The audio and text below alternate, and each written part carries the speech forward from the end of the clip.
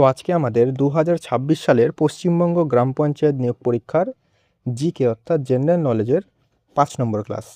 এর আগে কিন্তু অলরেডি আমরা 4টে ক্লাস আলোচনা করেছি। তো তোমরা যারা এই ক্লাসে নতুন তাদের বলবো অবশ্যই কিন্তু প্রথম 4টে ক্লাস দেখে আসো। এই 4টে ক্লাসের লিঙ্ক ডিসক্রিপশন অথবা আমাদের চ্যানেলের প্লেলিস্টে গেলেই তোমরা পেয়ে যাবে, পরপর ক্লাসগুলো দেখতে পারবে। ঠিক আছে, তো আজকের এই ক্লাসেও আমরা সবথেকে গুরুত্বপূর্ণ 20টা এমসিকিউ প্রশ্ন আলোচনা করব এবং প্রত্যেকটা প্রশ্ন উত্তরের সাথে কিন্তু প্রচুর এক্সট্রা তথ্য থাকবে। তার মাধ্যমে আমাদের সম্পূর্ণ একটা জিকের একটা ওভারঅল প্র্যাকটিস হয়ে যাবে। পরিষ্কার? আর আমি কিন্তু গ্রাম পঞ্চায়েত নিয়োগ পরীক্ষার জন্য তোমাদের যেই টপিকগুলো থেকে মানে যেই টপিক থেকে প্রশ্ন আসে প্রত্যেকটা কম্পিটিটিভ পরীক্ষায়, তো সেই টপিকগুলো কিন্তু আমি আলাদা আলাদা করে আলোচনা করে দেবো। তো অবশ্যই কিন্তু চ্যানেলটাকে সাবস্ক্রাইব করে রাখো সেই সমস্ত ক্লাসগুলো দেখার জন্য। আর এই যে ক্লাসগুলো হচ্ছে আমাদের এই জিকের ক্লাসগুলো, এই ক্লাসগুলো তোমরা যদি একদম শেষ পর্যন্ত ফলো করো তাহলে কিন্তু তোমাদের জিকের একটা ওভারঅল প্র্যাকটিস হয়ে যাবে। তোমরা এই ক্লাসগুলো কিন্তু রেগুলার করবে।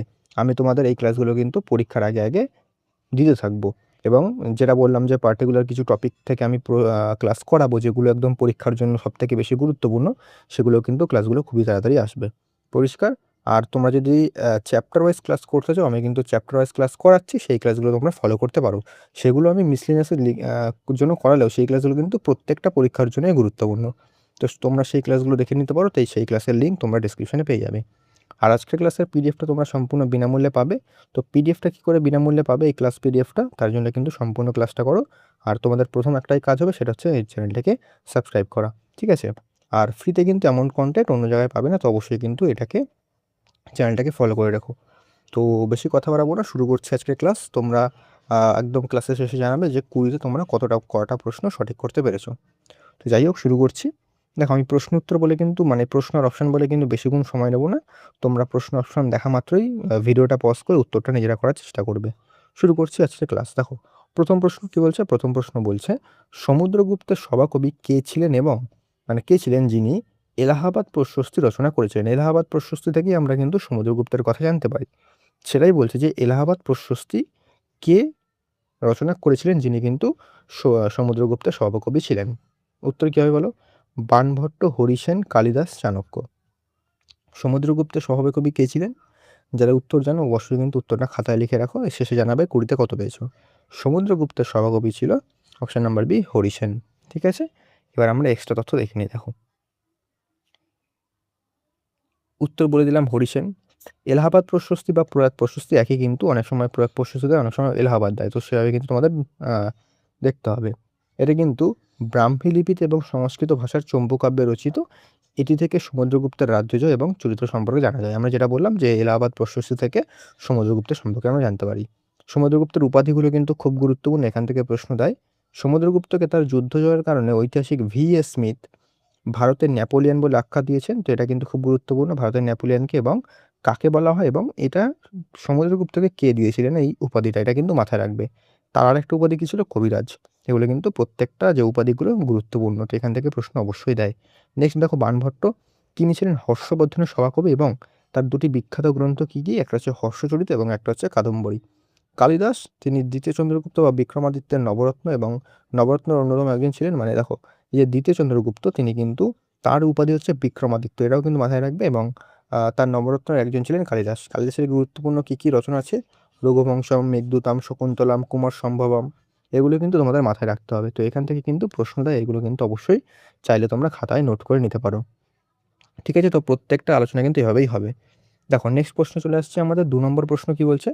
2 নম্বর প্রশ্ন বলছে, ভারতের কোন রাজ্যটি নেপাল, ভুটান এবং চীন এই 3টি দেশের সীমানা স্পর্শ করেছে? মানে ভারতের সীমান্ত থেকে প্রশ্ন বলেছে যে ভারতের এমন একটা রাজ্য আছে যেটা নেপালকেও স্পর্শ করেছে, ভুটানকেও স্পর্শ করেছে, চীনকেও স্পর্শ করেছে।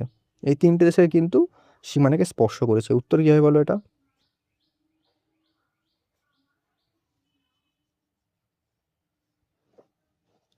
এটার উত্তর হবে অপশান নাম্বার বি, সিকিম। ঠিক আছে, দেখো উত্তর বলে দিলাম সিকিম। দেখো, সিকিমের ভৌগোলিক অবস্থান, সিকিমের ভারতের 3টি আন্তর্জাতিক সীমানা স্পর্শকারী রাজ্যগুলির একটি। এর পশ্চিমে নেপাল, পূর্বে ভুটান এবং উত্তরে চীন, তিব্বত অবস্থিত। ঠিক আছে, দেখো এবার সেকেন্ড দাঁড়াও, এটা সাইড লাইন, এখানে হচ্ছে আমার দেখো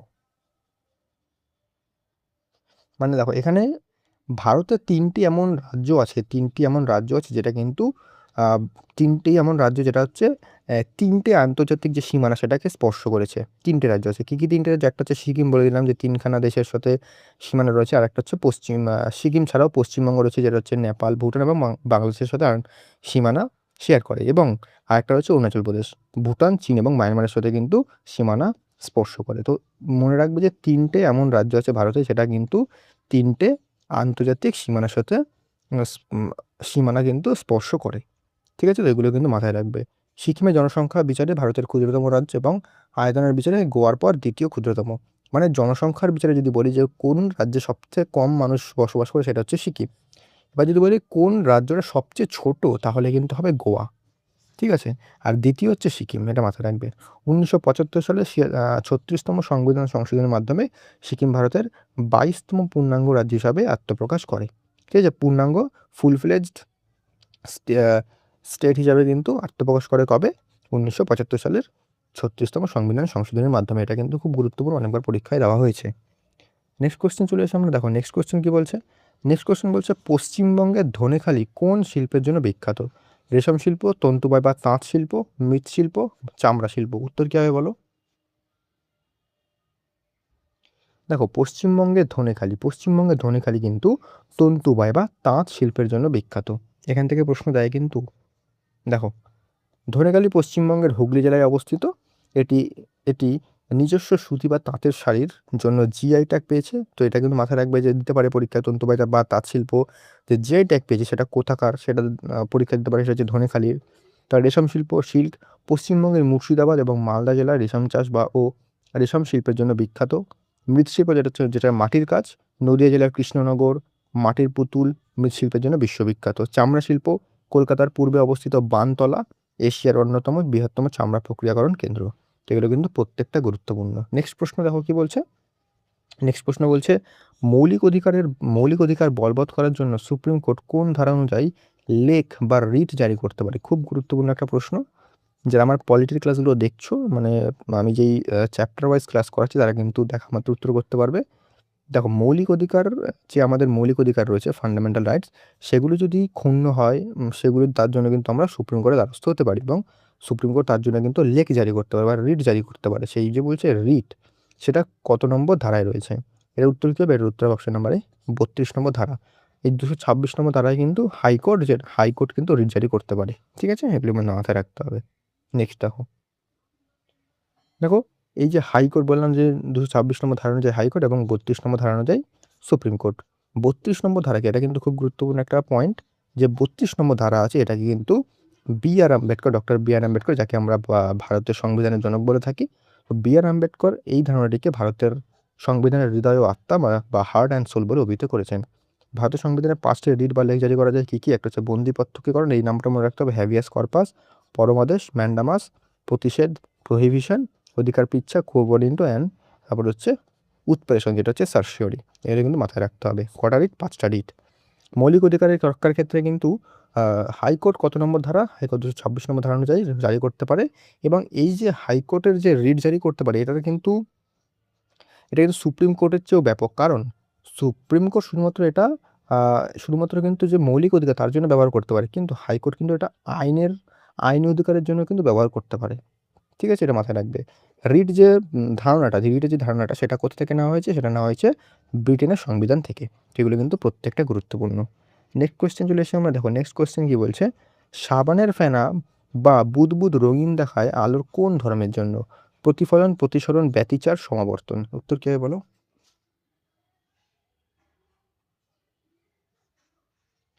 এটার উত্তর কী হবে? এটার উত্তর হবে অপশন নাম্বার সি, ব্যতিচার। ঠিক আছে, দেখো আলোর ব্যতিচার, দুটি আলোক তরঙ্গের উপরিপাতের ফলে আলোর তীব্রতা যে পরিবর্তন হয় তাকে ব্যতিচার বলা হয়। যেমন তেলের ওপর যখন দেখবে যে একটা তেল আছে, তেলের ওপর যখন দেখবে যে জলের একটা আস্তরণ যখন থাকে, উপরে জল দিয়ে দেবে, তখন কিন্তু সেটাকে দেখবে রঙিন রঙিন দেখায়। এই ব্যতিচারের কারণেই হয়। ঠিক আছে, প্রতিফলন, প্রতিসরণ, পেরিস্কোপ ও লুকিং গ্লাসে প্রতিফলন কাজ করে অন্যদিকে জলের গ্লাসে ডোবানো কাঠি বাঁকা দেখানোর কারণ হচ্ছে আলোর প্রতিসরণ। তো এখানে কিন্তু প্রশ্ন এভাবেই দেয় যে জলের গ্লাসে ডোবানোর যে কাঠি বাঁকা দেখায়, তোমরা কোনো একটা গ্লাসে জলের ভিতরে একটা কোনো কাঠি ডুবিয়ে দেবে, দেখবে এটা কিন্তু বাঁকা দেখায়। তো সেটাই যে বলছে এটা কোন কারণে হয়, সেটা কিন্তু প্রশ্ন উত্তরে প্রতিসরণের কারণে। সমাবর্তন, এটি প্রমাণ করে যে আলো একটি তির্যক তরঙ্গ। ত্রিমাত্রিক চশমা এই ধর্মে ব্যবহার করা হয়। এটা কিন্তু মানে ত্রিমাত্রিক বলতে 3D চশমা। 3D চশমা আমরা যে সিনেমায় দেখার জন্য 3D চশমা ব্যবহার করা হয়। আলোর বিক্ষেপণ, আকাশ নীল দেখানোর কারণ হচ্ছে আলোর বিক্ষেপণ। এটাও পরীক্ষায় দেয় যে আকাশ নীল দেখার কারণটা কি, মানে কোন ধর্মের জন্য আলোর বিক্ষেপণ। জাস্ট এগুলো মাথায় রাখবে, কারণ এগুলো সংজ্ঞা পরীক্ষায় দেয় না। নেক্সট প্রশ্নে যাওয়ার আগে তোমাদের বলে দিই, দেখো একটু তোমাদের বলে দিই, নেক্সট প্রশ্নে যাওয়ার আগে আমাদের স্টাডি ম্যাটেরিয়াল কিন্তু অ্যাভেলেবেল রয়েছে, তোমরা চাইলে আমাদের স্টাডি ম্যাটেরিয়াল নিতে পারো। এই যে স্টাডি ম্যাটেরিয়াল, এটা কিন্তু একবার নিলে কিন্তু প্রত্যেক পরীক্ষাতে আমাদের কাজে এসে যাবে। পশ্চিমবঙ্গের কী কী পরীক্ষার জন্য এই স্টাডি ম্যাটেরিয়াল গুরুত্বপূর্ণ, যেমন আপকামিং মিসলিনিয়াস পরীক্ষা, তারপরে ক্লার্কশিপ পরীক্ষা আসছে, সেই ক্লার্কশিপ পরীক্ষার জন্য ডাব্লিউবিপি, কেপি, তারপরে WBSSC group C, group D, সেটারও ভ্যাকেন্সি আসছে। গ্রাম পঞ্চায়েত, এই ভ্যাকেন্সিটা খুব তাড়াতাড়ি আসবে, গ্রাম পঞ্চায়েত। প্রত্যেকটা পরীক্ষার জন্য কিন্তু স্টাডি ম্যাটেরিয়ালগুলো গুরুত্বপূর্ণ। এখানে তোমরা ইতিহাস, পলিটি, ভারতের ভূগোল, পশ্চিমবঙ্গের ভূগোল, স্ট্যাটিক জিকে, বিজ্ঞান, প্রত্যেকটার কিন্তু আলাদা আলাদা তোমরা ইবুক পাবে। এবং এগুলো কিন্তু একদম তোমাদের টু দ্য পয়েন্ট লেখা, কোনো রকম কিন্তু এক্সট্রা জিনিস লেখা নেই যে যেগুলো পরীক্ষায় আসবে না, যেগুলো একদম রেলিভেন্ট সেগুলো কিন্তু নেই। একদম পরীক্ষার জন্য গুরুত্বপূর্ণ, মানে পরীক্ষার জন্য যতটা দরকার ততটা কিন্তু এখানে দেওয়া রয়েছে। আর যারা নিতে চাও তারা কিন্তু অবশ্যই আমাকে এই নাম্বারে মেসেজ করতে পারো, হোয়াটসঅ্যাপ করতে পারো। নাম্বারটা আমি একবার লিখে দিচ্ছি, 9748070028। এই নাম্বারে তোমরা যদি আমাকে হোয়াটসঅ্যাপ করো তাহলে কিন্তু জানতে পারো। আর প্রাইস কিন্তু খুবই কম, একদম সবার জন্য কিন্তু সাধ্যের মধ্যে, সবার সাধ্যের মধ্যে, একদম অ্যাফোর্ডেবল। তোমরা কিন্তু যারা চাইছো যে কম পড়ে বেশি আউটপুট পেতে, তাহলে কিন্তু তোমরা এই যে স্টাডি মেটেরিয়াল, আমাদের স্টাডি মেটেরিয়ালগুলো নিয়ে তোমরা কিন্তু অবশ্যই এখন থেকেই পড়াশোনা শুরু করে দেবে। এগুলো কিন্তু খুব কম সময়ে তোমরা শেষ করতে পারবে এবং একদম রিভিশনও দিতে পারবে খুব কম টাইমে, মানে একদম টু দ্য পয়েন্ট নোটস করা রয়েছে। তো এগুলো কিন্তু তোমাদের জন্য একদম গুরুত্বপূর্ণ। হাজিবাজি জিনিস দিয়ে কিন্তু ভরা হয়নি, একদম কিন্তু টু দ্য পয়েন্ট কিন্তু সব কিছু দেওয়া রয়েছে, যতটা দরকার পরীক্ষার জন্য ততটা। ঠিক আছে, তো এগুলো কিন্তু একবার নাও, এবং কোনো এমসিকিউ যদি বই থাকে তোমাদের কাছে, এটা পড়ার পর সেগুলো প্র্যাকটিস করে দেখবে তোমাদের সম্পূর্ণটা কিন্তু একদম রিভিশন, প্র্যাকটিস সমস্ত কিছু হয়ে যাবে টু দ্য পয়েন্ট একদম, মানে একটা জিনিসও কিন্তু এক্সট্রা দেওয়া নেই। তো এগুলো কিন্তু অবশ্যই নিয়ে তোমরা পড়াশোনা শুরু করো। আর যারা নিতে চাও বললাম, তোমরা কিন্তু এই নাম্বারে আমাকে হোয়াটসঅ্যাপ করো, একদম কম দাম, তোমরা কিন্তু অনায়াসে কিন্তু নিতে পারবে, একটা মোবাইল রিচার্জের থেকে কিন্তু কম দাম। তো অবশ্যই কিন্তু এগুলো আমাদের যোগাযোগ করতে পারো। তো যাই হোক, নেক্সট কোয়েশ্চেন চলে এসে আমরা, নেক্সট কোয়েশ্চেন কী বলছে, দেখো এটা খুব গুরুত্বপূর্ণ একটা প্রশ্ন বলছে, প্রথম প্রতিশ্রুতি উপন্যাসটির রচয়িতাকে? মহাশ্বেতা দেবী, আশাপূর্ণা দেবী, লীলা মজুমদার, মহাদেব বর্মা। কী হবে বলো উত্তর? দেখো, প্রথম প্রতিশ্রুতি উপন্যাসের রচয়িতা হচ্ছেন আশাপূর্ণা দেবী। ঠিক আছে, দেখো আশাপূর্ণা দেবী, তিনি এই উপন্যাসের জন্য 1976 সালে প্রথম মহিলা হিসাবে জ্ঞানপীঠ পুরস্কার লাভ করেন। এটা কিন্তু খুব গুরুত্বপূর্ণ, আমাদের ওই স্টাডি মেটেরিয়ালে কিন্তু এগুলো সমস্ত কিছু কভার করা রয়েছে। তার বিখ্যাত ট্রিলজির দুটি বই কী কী, সুবর্ণলতা এবং বকুল কথা, খুব গুরুত্বপূর্ণ। মহাশ্বেতা দেবী, তার বিখ্যাত উপন্যাসগুলির মধ্যে রয়েছে কি, অরণ্যের অধিকার, যেটা হচ্ছে বিরসা মুন্ডার জীবনের ওপর, এবং হাজার চুরাশির মা অন্যতম, এবং তিনি জ্ঞানপীঠ ও ম্যাগনেসের পুরস্কার কিন্তু তিনি পেয়েছিলেন। তো এটাও কিন্তু খুব গুরুত্বপূর্ণ, এই বইগুলোর নাম কিন্তু অবশ্যই মাথায় রাখবে। লীলা মজুমদার, বাংলা শিশু সাহিত্যের এক উজ্জ্বল নক্ষত্র, যার বিখ্যাত আত্মজীবনীমূলক বইয়ের নাম কি, প্রদীপিসির বর্মা বাক্স, আর একটা কি, আর কোনোখানে। তো এগুলো কিন্তু খুব গুরুত্বপূর্ণ, মাথায় রাখবে। মহাদেবী বর্মা কি, তিনি হিন্দি সাহিত্যের অন্যতম শ্রেষ্ঠ কবি ও লেখিকা, যাকে আধুনিক মীরা বলা হয়। তিনিও কিন্তু 1982 সালে জ্ঞানপীঠ পুরস্কার পান। ঠিক আছে, এখানে মহাদেবী হবে, এক সেকেন্ড এটা, ঠিক আছে, মহাদেবী বর্মা। এবার দেখো, নেক্সট দেখো, কার আমলে চিরস্থায়ী বন্দোবস্ত বা পার্মানেন্ট সেটেলমেন্ট প্রবর্তিত হয়? এটা WBSSC group C, group D পরীক্ষায় এসেছিল, এবার গ্রুপ সি পরীক্ষা এসেছিল, সরি গ্রুপ ডি বলছি, গ্রুপ সি পরীক্ষা এসেছিল। কী কী হবে উত্তর বলো? দেখো কী কী আছে, Lord Warren Hastings, Lord Cornwallis, Lord Dalhousie, Lord William Bentinck. উত্তর কী হবে এটা? চিরস্থায়ী বন্দোবস্ত কে চালু করেন? চিরস্থায়ী বন্দোবস্ত চালু করেন option number B, Lord Cornwallis. তোমরা কিন্তু অবশ্যই উত্তরগুলো খাতায় লিখবে এবং শেষ জানাবে কত পেয়েছো। কত সালে? 1993 সালে। কত সালে? 1993 সালে। লর্ড কর্নওয়ালিস বাংলা, বিহার, উড়িষ্যা এটি চালু করেন এবং একে সূর্যাস্ত আইন বলা হতো। ঠিক আছে, কারণ নির্দিষ্ট দিনের সূর্যাস্তের আগে কিন্তু রাজস্ব জমা দিতে হতো। লর্ড কর্নওয়ালিস, তাকে ভারতীয় সিভিল সার্ভিসের জনক বলা হয়, father of Indian civil service, খুব গুরুত্বপূর্ণ, এটা কিন্তু পরীক্ষায় আসে।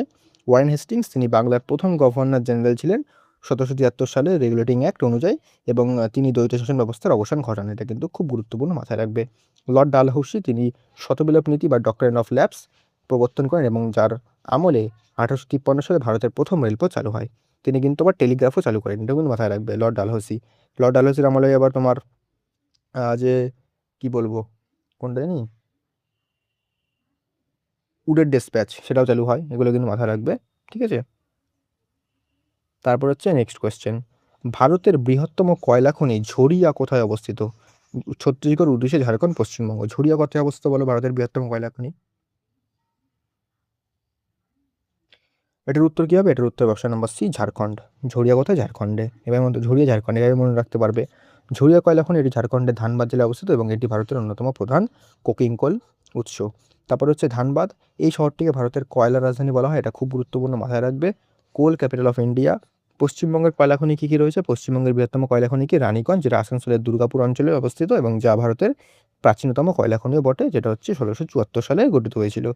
কয়লার প্রকারভেদ কী কী রয়েছে? কার্বনের পরিমাণ অনুযায়ী কয়লার 4 প্রকার হয়, সবচেয়ে উৎকৃষ্ট হচ্ছে অ্যান্থ্রাসাইট। তারপরে কী আছে? তারপরে হচ্ছে তোমাদের বিটুমিনাস, তারপর হচ্ছে লিগনাইট, তারপর হচ্ছে পিট। এখানে আর দুটো দেওয়া হয়নি, হচ্ছে এরপরে হচ্ছে বিটুমিনাস, যেটা ভারতে সবচেয়ে বেশি পাওয়া যায়। তারপর হচ্ছে লিগনাইট। লিগনাইটটা হচ্ছে, একটা জিনিস মাথায় রাখবে যে লিগনাইট তামিলনাড়ুর ন্যায় ভ্যালি আছে, সেখানে কিন্তু সব থেকে বেশি পাওয়া যায়। এগুলো কিন্তু মাথায় রাখতে হবে তোমাদের। তোমরা চাইলে কিন্তু দুটো পয়েন্ট লিখে নিতে পারো। নেক্সট দেখো, আলিপুরদুয়ার জেলাটি কোন জেলা ভেঙে গঠিত হয়েছিল? খুব গুরুত্বপূর্ণ একটা প্রশ্ন। উত্তর কী হবে? জলপাইগুড়ি, কোচবিহার, দার্জিলিং, মালদা। আলিপুরদুয়ার যে জেলাটি, তো সেটা কিন্তু ছিল না তখন, এটাকে কিন্তু অন্য একটা জেলা ভেঙে এটাকে তৈরি করা হয়েছিল। কোন জেলাটা ভেঙে তৈরি করা হয়েছিল বলো? এটার উত্তর কী হবে? এটার উত্তর option number A, Jalpaiguri. Jalpaiguri ভেঙে কিন্তু আলিপুরদুয়ার তৈরি করা হয়েছিল। কত সালে? এটা হচ্ছে 2014 সালে। 2014 সালের 25শে জুন জলপাইগুড়ি জেলা ভেঙে এটি এটি পশ্চিমবঙ্গের 20তম জেলা হিসেবে গঠিত হয়। এটি একটি উপজাতি অধ্যুষিত এবং বক্সা ব্যাঘ্রা প্রকল্পের জন্য বিখ্যাত। বক্সা প্রকল্প কোথায়? সেটা হচ্ছে আলিপুরদুয়ারে। পশ্চিমবঙ্গের বর্তমান কটা জেলা রয়েছে? 23টা জেলা রয়েছে। শেষ 3টি জেলাকে কি? কালিম্পং 21তম, ঝাড়গ্রাম 22তম এবং পশ্চিম বর্ধমান 23তম রয়েছে, ঠিক আছে। এটা দেখতে হবে না। 2017 সালে দার্জিলিং জেলা ভেঙে নতুন পার্বত্য জেলা কালিম্পং তৈরি করা হয়। কোচবিহার, এটি 1950 সালের জানুয়ারি মাসে একটি স্বাধীন দেশীয় রাজ্য থেকে পশ্চিমবঙ্গ জেলা হিসেবে অন্তর্ভুক্ত হয়, ঠিক আছে। পশ্চিমবঙ্গে আরও 7খানা জেলা মানে 7টা জেলা আরও নতুন করে কথা বলা হয়েছিল, সেগুলো জানি না ভবিষ্যতে কী হবে। দেখো পরবর্তী প্রশ্ন, দেখো লোকসভায় প্রথম স্পিকার কে ছিলেন? খুব গুরুত্বপূর্ণ প্রশ্ন। আমাদের যে লোকসভা, আমাদের ভারতের কেন্দ্র আইনসভা দুটো ভাগ, একটা হচ্ছে লোকসভা, একটা হচ্ছে রাজ্যসভা। লোকসভা হচ্ছে নিম্নকক্ষ, রাজ্যসভা হচ্ছে উচ্চকক্ষ। তো লোকসভার স্পিকারকে, প্রথম স্পিকার কে ছিলেন সেটাই বলেছে। উত্তর কী হবে বলো? দেখো লোকসভার প্রথম স্পিকার ছিলেন অপশন নাম্বার বি, জি.ভি. মাভালাঙ্কার। দেখো জি.ভি. মাভালাঙ্কার, তার পুরো নাম হচ্ছে গণেশ বাসুদেব মাভালাঙ্কার। 1952 সাল থেকে 1956 সাল পর্যন্ত তিনি লোকসভার স্পিকার ছিলেন। প্রথম মহিলা স্পিকার যদি বলে কে ছিলেন, তাহলে হবে মীরা কুমার, 2009 সালে 15তম লোকসভার তিনি ছিলেন। তারপরে লোকসভার সদস্যরা নিজেদের মধ্যে থেকে স্পিকার নির্বাচন করে, মানে স্পিকার দ্বারা যে লোকসভার যে সদস্যরা থাকেন তারাই কিন্তু নিজেদের মধ্যে একজনকে লোকসভার বলে স্পিকার বলে নির্বাচিত করেন। স্পিকার তার পদত্যাগপত্র যদি বলে কার কাছে জমা দেয়, তাহলে হবে ডেপুটি স্পিকারের কাছে। লোকসভার যে কোনো বিলের পক্ষ বিপক্ষে ভোট সমান হলে স্পিকার ভোট দিতে পারেন এবং সংবিধানের 100 নম্বর ধারা অনুযায়ী একে কাস্টিং ভোট বা নির্ণায়ক ভোট বলা হয়। মানে ধরো কোনো একটা, ধরো বিলের, মানে একটা বিল আসছে, মানে বিলটাকে অনুমোদন না, বিলটাকে ধরো উত্থাপন করা হলো কোনো, ঠিক আছে। এবার এই যে বিলের পক্ষে এবং বিপক্ষে ধরো সমান সমান ভোট, ধরো পক্ষে 10টা ভোট হয়েছে, বিপক্ষে 10টা ভোট হয়েছে, দুজন টোটাল ধরো 20 জন সদস্য, এখানে 10টা পক্ষে 10টা বিপক্ষে, তো তাহলে তো টাই হয়ে যাবে। এবার যে কাস্টিং ভোটটা কে দেবে, মানে নির্ণায়ক ভোটটা কে দেবে, সেটা হচ্ছে স্পিকার দেবে, কত নম্বর ধারা অনুযায়ী? 100 নম্বর ধারা অনুযায়ী। তো এগুলো কিন্তু মাথায় রাখবে। নেক্সট কোয়েশ্চেন চলে এসেছি আমরা, দেখো নেক্সট কোয়েশ্চেন বলছে, মানুষের লালারসে কোন উৎসেচকটি পাওয়া যায়? লালারসে কি পাওয়া যায়? Pepsin, trypsin, ptyalin, renin. মানুষের লালারসে কোন উৎসেচক পাওয়া যায় বলো? উত্তর কী হবে? দেখো মানুষের উৎসেচকে পাওয়া যায় কি? মানুষের উৎসেচকে পাওয়া যায় টায়ালিন হরমোন, ঠিক আছে, উৎসেচক হরমোন বলছি। দেখো লালারসে টায়ালিন মল্টেজ নামক উৎসেচক থাকে যা শ্বেতসার বা কার্বোহাইড্রেট পরিপাকে সাহায্য করে। এটা কিন্তু খুব গুরুত্বপূর্ণ, যেটা কী জিনিস পরিপাকে সাহায্য করে? শ্বেতসার বা কার্বোহাইড্রেট। লালারসে ব্যাকটেরিয়া ধ্বংসকারী লাইসোজাইম উৎসেচকও থাকে। পেপসিন, রেনিন এগুলি পাকস্থলিতে উৎপন্ন হয়। এটা মাথায় রাখবে কোথায় উৎপন্ন হয়। পেপসিন প্রোটিন পরিপাক করে এবং রেনিন শিশুদের দুধ পরিপাকে সাহায্য করে। তো এগুলো কিন্তু অবশ্যই মাথায় রাখতে হবে কোনটা কি পরিপাক করে। ট্রিপসিন এটা অগ্নাশয় থেকে খরিত হয় এবং ক্ষুদ্রান্তে প্রোটিন বা প্রোটিন বা পেপটোনকে অ্যামিনো অ্যাসিডে ভাঙতে সাহায্য করে। দেখো এইখানে মেন ব্যাপারটা কী বলো তো, এখানে যে এই যে উৎসেচক, এখান থেকে প্রশ্ন কী দেয় যে কোথা থেকে খরিত হয়, কী মানে কোন কাজে লাগে বা কী পরিপাক করে সেটা দেয়, ব্যাস। এটা কিন্তু এই দুটোকে কিন্তু বেশি বেশি প্রশ্ন হয়। তো এখানে কি বললাম যে ট্রিপসিন অগ্নাশয় থেকে খরিত হয় এবং ক্ষুদ্রান্তের প্রোটিন বা পেপটোনকে অ্যামিনো অ্যাসিডে ভাঙতে সাহায্য করে। উৎস এটা কোথা থেকে, মানুষের যে লালা গ্রন্থি, এটা কটা লালা গ্রন্থি? 3 জোড়া লালা গ্রন্থি থাকে। প্যারোটিড সবচেয়ে বড়, সাবম্যান্ডিবুলার এবং সাবলিঙ্গুয়াল, 3 জোড়া কিন্তু লালা গ্রন্থি থাকে। নেক্সট কোয়েশ্চেন দেখো, নেক্সট কোয়েশ্চেন বলছে নাথুলা গিরিপথ ভারতের কোন রাজ্যে অবস্থিত? হিমাচল প্রদেশ, উত্তরাখণ্ড, সিকিম, জম্মু কাশ্মীর। নাথুলা গিরিপথ কোথায় অবস্থিত? দেখো নাথুলা গিরিপথ অবস্থিত হচ্ছে সিকিমে, ঠিক আছে। দেখো নাথুলা গিরিপথ এটি সিকিমকে তিব্বতের সাথে যুক্ত করেছে, প্রাচীন রেশম পথ এর একটি অংশ। কোথায় অবস্থিত এবং কোন দুটো জায়গাকে যুক্ত করেছে সেটা কিন্তু পরীক্ষায় দেয়। সিকিমের অন্যান্য গিরিপথ কী কী আছে? সিকিমের আরেকটি গিরিপথ হচ্ছে জেলেপলা, যেটা কালিম্পং ও লাসাকে যুক্ত করেছে। হিমাচল প্রদেশের গিরিপথ কী কী আছে? এর মধ্যে রয়েছে রোথাং পাস এবং শিবকিলা, যার মধ্য দিয়ে শতদ্রু নদী ভারতে প্রবেশ করেছে। উত্তরাখণ্ডের গিরিপথ কী কী আছে? লিপুলেক, মানা এবং নীতি পাস উত্তরাখণ্ডে অবস্থিত, যা মানস সরোবর যাত্রার জন্য ব্যবহৃত হয়। তো এই পাসগুলো কিন্তু অবশ্যই মাথায় রাখবে, পরীক্ষায় প্রশ্ন দেওয়া হয়। নেক্সট কোয়েশ্চেন দেখো, আকবরের প্রধানমন্ত্রী বা অর্থমন্ত্রী কে ছিলেন যিনি দহশালা ব্যবস্থা প্রবর্তন করেছিলেন? বীরবল, আবুল ফজল, তদুরামল, মানসিং। কে ছিলেন অর্থমন্ত্রী যিনি কিন্তু দহশালা ব্যবস্থা প্রবর্তন করেন? কে হবে উত্তর বলো?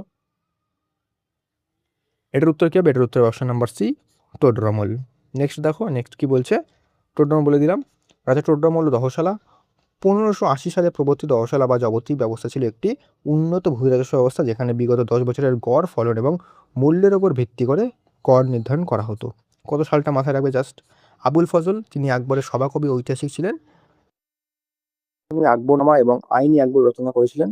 তারপরে দেখো বীরবল, আকবর সভার প্রধান বিদূষক, যার আসল নাম ছিল মহেশ দাস। আকবরের প্রবর্তিত ধর্মমত দিল্লি ইলাহি গ্রহণের একমাত্র হিন্দু ছিলেন বীরবল, ঠিক আছে। দিল্লি ইলাহি কিন্তু একদিনে মানে গ্রহণ করেছিলেন, তিনি কিন্তু মানে তিনি হিন্দু, তিনি কিন্তু একমাত্র বীরবলই ছিলেন, এটা মাথায় রাখবে। আর তার আসল নামটা হচ্ছে মহেশ দাস, এটাও কিন্তু মাথায় রাখবে।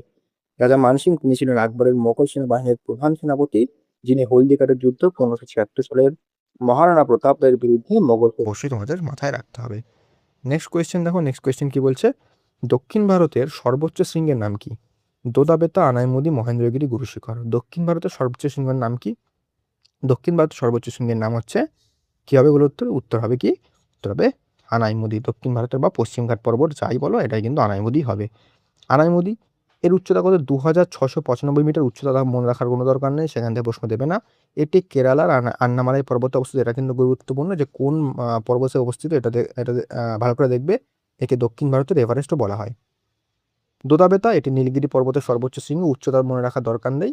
এটি দক্ষিণ ভারতের দ্বিতীয় সর্বোচ্চ শৃঙ্গ এবং পশ্চিমঘাট এবং পূর্বঘাটের মিলনস্থল কোনটা? এটা হচ্ছে নীলগিরি, ঠিক আছে। গুরুশিখর, এটি রাজস্থান আরাবল্লী পর্বত শ্রেণীর সর্বোচ্চ শৃঙ্গ, এটা মাথায় রাখবে যে আরাবল্লীর সর্বোচ্চ শৃঙ্গ হচ্ছে গুরুশিখর। মহেন্দ্রগিরি, এটি উড়িষ্যার অবস্থিত পূর্বঘাট পর্বতশ্রেণীর একটি প্রধান শৃঙ্গ, এবং মহেন্দ্রগিরি তো পূর্বঘাটের প্রায় কি প্লাস কিন্তু জিন্দাগাদাটাও মাথায় রাখবে, জিন্দাগাদাও কিন্তু দেওয়া হয়, ঠিক আছে। নেক্সট কোয়েশ্চেন দেখো, 15 নম্বর। পশ্চিমবঙ্গের কোন অরণ্যটি রয়্যাল বেঙ্গল টাইগারের প্রাকৃতিক বাসস্থান হিসেবে বিখ্যাত? জলদাপাড়া, সুন্দরবন, গরুমারা, চাপমারা। এটা এক সেকেন্ড, হ্যাঁ, এটা কিন্তু মানে একটা সোজা প্রশ্ন, এটা কিন্তু অনেকেই দেখা মাত্রই করতে পারবে, যারা একটুখানি অ্যাওয়্যার অনেক কিছুতে, তারা কিন্তু দেখা মাত্রই করতে হবে। এটা কি উত্তর হবে? এটা হবে সুন্দরবন, ঠিক আছে। চাপড়ামারি হবে না, কিন্তু অনেকে চাপড়ামারিও করে দেয়। দেখো সুন্দরবন, এটি বিশ্বের বৃহত্তম ম্যানগ্রোভ অরণ্য এবং বদ্বীপ অঞ্চল। এটি 1987 সালে ইউনেস্কো ওয়ার্ল্ড হেরিটেজ সাইট এবং 2019 সালে রামসার সাইট হিসেবে মর্যাদা পায়। তো এটা কিন্তু খুব গুরুত্বপূর্ণ সালগুলো। জলদাপাড়া, এটি আলিপুরদুয়ার জেলায় অবস্থিত এবং একটি জাতীয় উদ্যান, যা একশৃঙ্গ গন্ডারের জন্য বিখ্যাত। তারপরে এর আসামের কাজিরাঙ্গার পর দ্বিতীয় বৃহত্তম বাসস্থান, মানে যে আসামের যে কাজিরাঙ্গা জাতীয় উদ্যান আছে, সেখানে যে একশৃঙ্গ গন্ডার রয়েছে সেটা কিন্তু সব থেকে বেশি। দ্বিতীয় যদি বলে কোথায়, সেটা হচ্ছে তোমাদের জলদাপাড়াতে, এটা মাথায় রাখবে। গরুমারা ও চাপড়ামারি, এই দুটি বন্যপ্রাণী অভয়ারণ্য জাতীয় উদ্যান জলপাইগুড়ি জেলার অবস্থিত, যা হাতি, গন্ডার, বিভিন্ন পরিযায়ী পাখির জন্য বিখ্যাত। ম্যানগ্রোভ উদ্ভিদ কী কী রয়েছে? একটা হচ্ছে সুন্দর, গড়ান, গেওয়া, এগুলো কিন্তু ম্যানগ্রোভ উদ্ভিদ, এগুলো মাথায় রাখবে। আর এদের কিন্তু শ্বাসমূল এবং ঠেসমূল দেখা যায়, তো এগুলো কিন্তু মাথায় রাখবে। তো আরেকবার তোমাদের বলে দিই, তোমরা যারা আমাদের স্টাডি মেটেরিয়াল নিতে চাও, to the point study material প্রত্যেকটা পরীক্ষার জন্য তোমাদের কাজে দেবে পশ্চিমবঙ্গের, তারা কিন্তু আমাকে এই নাম্বারে মেসেজ করো 9748070028। একদম টু দ্য পয়েন্ট, একদম পরীক্ষা ওরিয়েন্টেড, কোনো রকমের হিজিবিজি কিছু লেখা নেই, যতটা দরকার ততটা রয়েছে। তোমরা যারা নিতে চাও অবশ্যই আমাকে এই নাম্বারে হোয়াটসঅ্যাপ করো। প্রাইস যাবো একদমই কিন্তু অ্যাফোর্ডেবল, আর সবার সাধ্যের মধ্যে কিন্তু রাখা হয়েছে, ঠিক আছে। তো এগুলো কিন্তু আমার এখানে ইতিহাস, পলিটি, ভারতের ভূগোল, পশ্চিমবঙ্গের ভূগোল, স্ট্র্যাটেজিকে, বিজ্ঞান, সমস্ত কিছু কিন্তু পেয়ে যাবে কিন্তু একই সাথেই, ঠিক আছে। তো অবশ্যই কিন্তু তোমরা আমাকে এই নাম্বারে যারা নিতে চাও মেসেজ করো। নেক্সট কোয়েশ্চেন দেখো, নেক্সট কোয়েশ্চেন হচ্ছে 16 নম্বর, কত বছর বয়সে সুপ্রিম কোর্টের বিচারপতিরা অবসর গ্রহণ করেন? কী হবে উত্তর বলো? এটার উত্তর হবে অপশান নাম্বার সি, 65 বছর, ঠিক আছে। দেখো, সুপ্রিম কোর্ট 65 বছর, ভারতীয় সংবিধানের 124-2 নম্বর ধারা অনুযায়ী সুপ্রিম কোর্টের বিচারপতিরা 65 বছর বয়সে কিন্তু পদত্যাগ করে থাকেন। হাইকোর্ট, দেখো হাইকোর্টে কিন্তু 217 নম্বর ধারা অনুযায়ী হাইকোর্টের বিচারপতিরা 62 বছর বয়সে অবসর গ্রহণ করেন। Supreme court 65, high court 62। নিয়োগ, সুপ্রিম কোর্ট ও হাইকোর্টের সমস্ত বিচারপতিদের নিয়োগ করেন কে? ভারতের রাষ্ট্রপতি। এবং সুপ্রিম কোর্টের বিচারপতিদের শপথ বাক্য পাঠ করেন কে? রাষ্ট্রপতি। এবং হাইকোর্টের কী করেন? হাইকোর্টের করেন হচ্ছে সেই পার্টিকুলার রাজ্যের রাজ্যপাল, ঠিক আছে। যোগ্যতা, সুপ্রিম কোর্টের বিচারপতি হতে গেলে কী যোগ্যতা লাগবে?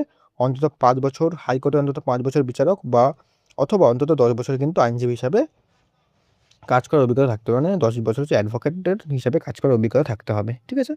নেক্সট কোয়েশ্চেন দেখো আমাদের, ড্রাই আইস বা শুষ্ক বরফ আসলে কি? কী হবে উত্তর বলো? এটা কি? এটা হচ্ছে আসলে কঠিন কার্বন ডাই অক্সাইড, ঠিক আছে। দেখো, দেখো এটা বলে দিলাম, এটা তোমাদের দেখতে হবে না। ঊর্ধ্বপাতন, এটা তোমাদের জাস্ট দেখে রাখবে। দেখো ঊর্ধ্বপাতন কি? শুষ্ক বরফ ঘরের তাপমাত্রায় রাখলে তা তরল না হয়ে সরাসরি গ্যাসে পরিণত হয়, এই প্রক্রিয়াকে ঊর্ধ্বপাতন বলে।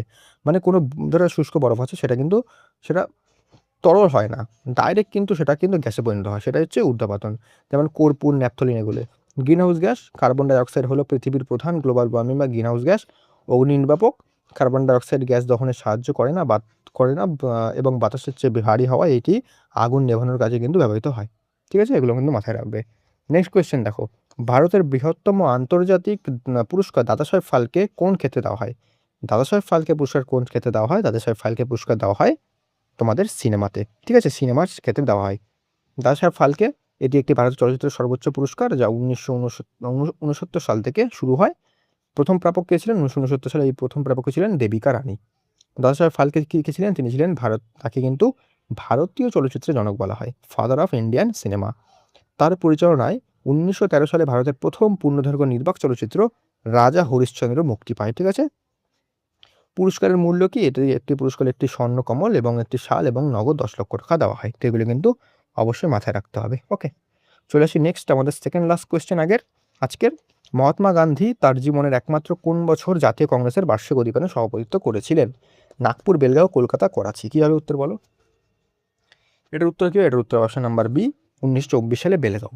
তিনি একমাত্র বেলগাঁওতেও করেছিলেন, ঠিক আছে। 1920 সালে নাগপুর অধিবেশন, এই অধিবেশনে বিখ্যাত অসহযোগ আন্দোলন, নন কর্পোরেশন মুভমেন্ট, এটা কিন্তু আনুষ্ঠানিকভাবে পাশ করা হয়েছিল। করাচি 1931 সালে, এখানে সভাপতিত্ব করেছিলেন সর্দার বল্লভভাই প্যাটেল, এবং এখানে কিন্তু মৌলিক অধিকার এবং জাতীয় অর্থনৈতিক কর্মসূচির প্রস্তাব নেওয়া হয়।